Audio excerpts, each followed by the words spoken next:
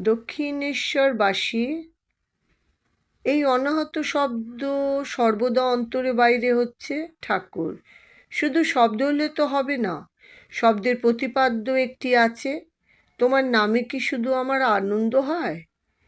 তোমায় না দেখলে ষোলো আনা আনন্দ হয় না? দক্ষিণেশ্বর নিবাসী: ওই শব্দই ব্রহ্ম, ওই অনাহত শব্দ।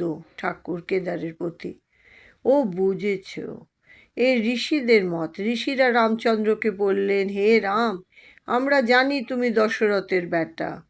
ভরদ্বাজাদি ঋষিরা তোমায় অবতার জেনে পূজা করুন। আমরা অখণ্ড সচিদানন্দকে চাই। রাম এই কথা শুনে হেসে চলে গেলেন। কেদার: ঋষিরা রামকে অবতার জানে নাই। ঠাকুর গম্ভীর ভাবে: আপনি এমন কথা বলো না, যার যেমন রুচি।